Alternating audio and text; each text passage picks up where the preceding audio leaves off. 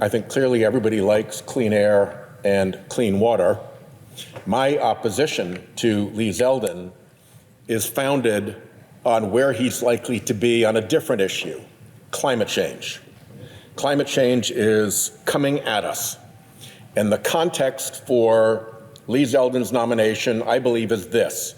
We went through a long period of science on climate change, starting with the early days of Dr. Hansen and NASA's work by Exxon and other big oil majors themselves, lots of work in universities and in US and state government. And the science pretty well nailed it. They pretty much got it right. And they warned what was going to happen, and it began to happen, and it has continued to happen. And based on those warnings, we moved into phase 2, which was the political era of climate, where it was our job here in this building to listen to those warnings and figure out what the best and smartest thing was to do about them.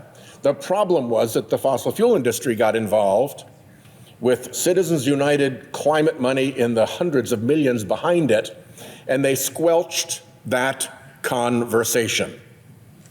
And as a result, Congress has failed to address the looming climate crisis, purely from fossil fuel-funded Republican opposition.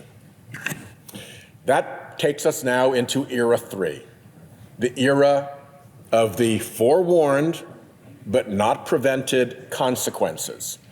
And the place in which those consequences are most saliently making themselves felt is in the homeowners insurance industry.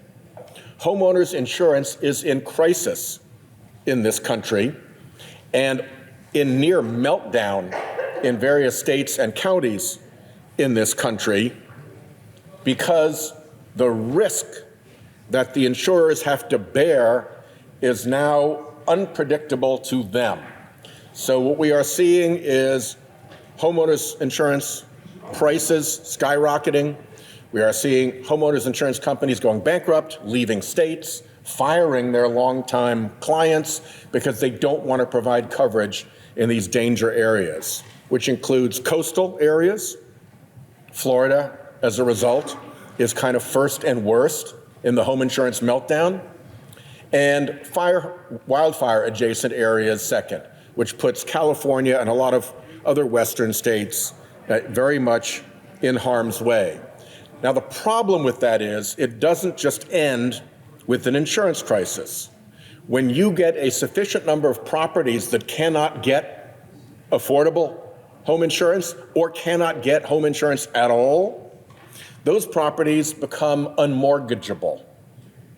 And if you're a billionaire living in Palm Beach, you can find another billionaire to buy your property who can write a check. But if you're a real-life person, a plumber in Orlando living in a development who paid for their home with a mortgage, you're going to want to sell that home to somebody who can get a mortgage. And when your home can't be mortgaged any longer, that will crash its property values. In fact, if your homeowner's insurance goes from $4,000 to $16,000, a case we heard of, then that crashes your property values too, because a $16,000 carrying cost on a piece of property knocks its value way down. So not from the Greenies, not from the environmental community, but from Freddie Mac, the mortgage giant.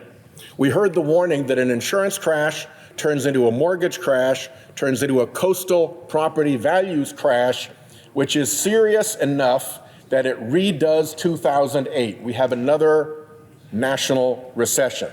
It is in that context that we need to understand that we need an EPA director, an EPA administrator, who will take climate change seriously, treat the science honestly, and stand up where necessary to the political pressure that will be coming from the White House, where we have a president who actually thinks it's a hoax, and from the huge fossil fuel forces that propelled him into office with enormous amounts of political money and who now think they own the place.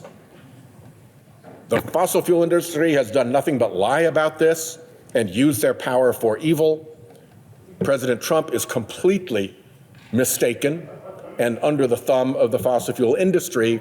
And against that will stand the EPA Administrator, who has to be truthful and factual and support and defend our environment and our safety from climate change. In that context, I have nothing against Lee Zeldin personally, but the likelihood of him standing against that fossil fuel bulldozer that is coming at him is essentially zero.